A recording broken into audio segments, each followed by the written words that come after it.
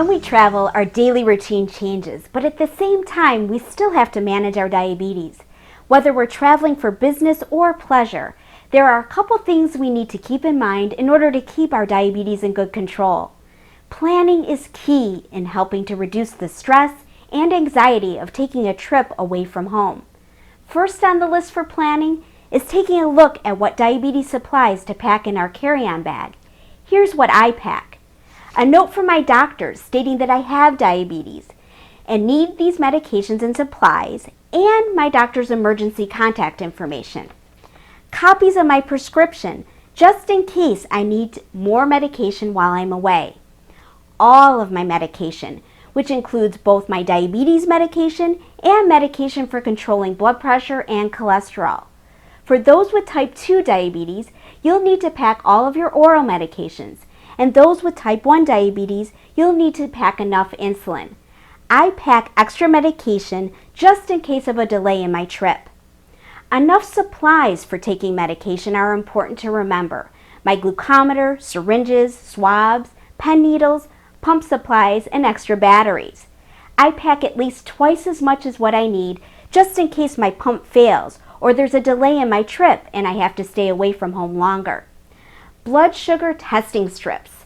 Very important. I take at least twice as many as I would normally use. I test more often than normal to get a better grasp on how my body's reacting to the different foods, schedule change, and exercise change on my trip. Ketone strips are also packed in case my blood sugar is running high. Snacks. A quick-acting carb snack like glucose tabs or fruit roll-ups, and snacks that can be used for those times when my blood sugar isn't below 70, but I'll be doing more extra exercise or my mealtime is delayed. A carb reference book is helpful to help me figure out the carb content of various foods. Good walking shoes, and an exercise band. It's just like a medication to assure you have a tool to exercise anywhere. By packing all the medication and supplies I need plus some extra relieves anxiety of running out of my medication while I'm away from home. Now that I've suggested what you pack, I'll give you 3 reasons why.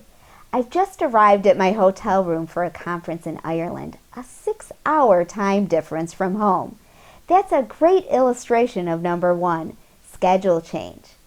Of course, not every trip will have a significant time change, but when they do, even only a couple of hours, here are some things to consider.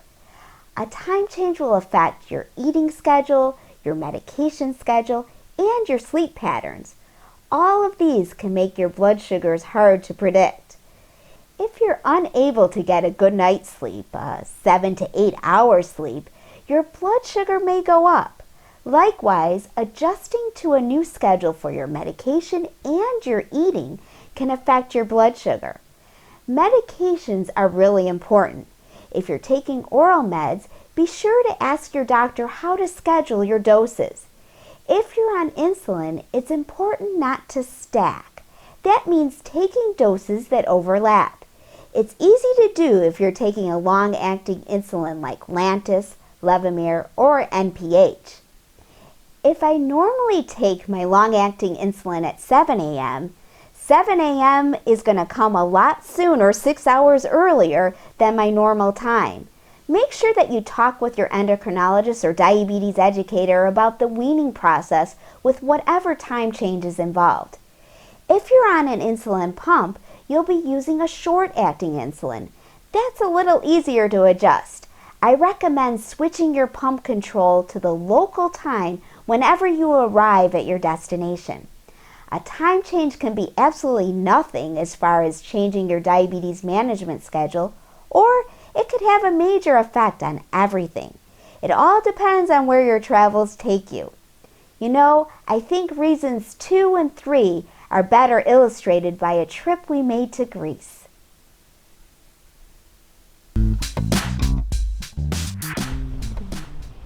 Number 2 is exercise. And really, no matter what type of vacation you're taking, whether it's a very active vacation or a relaxing vacation at a beach, you are gonna still be doing a little bit extra exercise than your normal day.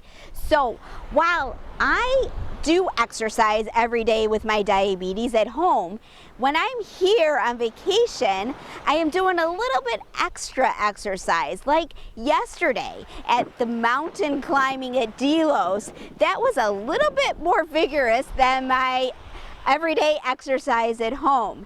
And then today, while I'm at the beach relaxing, I still have to keep in mind that there is still exercise. We didn't know where we were going to park today, so there was a little bit of a hike getting to the beach. And we're also carrying our beach equipment. So you have to remember that you're still doing exercise. Number 3 is food. You know, when you're on vacation, no matter where you're going, you're going to tend to eat out quite often. And there's some problems that happen with that. One thing is sometimes you don't know what you're eating, so you're going to have to ask a lot of questions from your waiter or waitress of how they're preparing the food or ingredients that they're using for the menu item that you're wanting to order. And also that foods are different, especially when you're going international travel. They have different preparation methods, and there's different foods that you're having that you didn't have before, so you're not going to be sure how your blood sugars are going to react to some of the foods that you're eating, possibly in a foreign country. And then there's also the language barrier. And we found this with not only when reading the menus in a different language, but also reading a food label. Here in Greece, I didn't know how to say carbohydrate, so that was the first word that I learned when I came here. Not only how to say it, but also how to read it, so that when I was looking at the food label, I knew what the number relation to carbohydrate was, so that I could do my carb counting better. And remember that food is very important to your management of your diabetes, so pay close attention.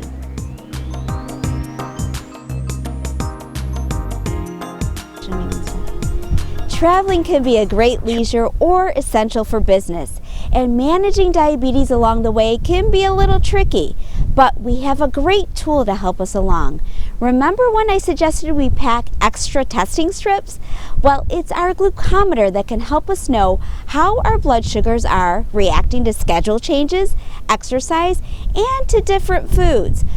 A perfect example, my hike up the mountain on the sacred Greek island of Delos. If I had been guessing, I might have guessed that extremely strenuous climb would push my blood sugar down, but that wasn't the case. I actually went high, and only by testing before and after did I know that.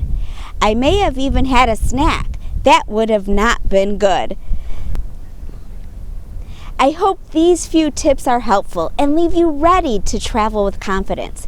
We can't take a vacation from diabetes, but we can still have a great vacation or another trip if we plan well and know what to look out for. Bon voyage!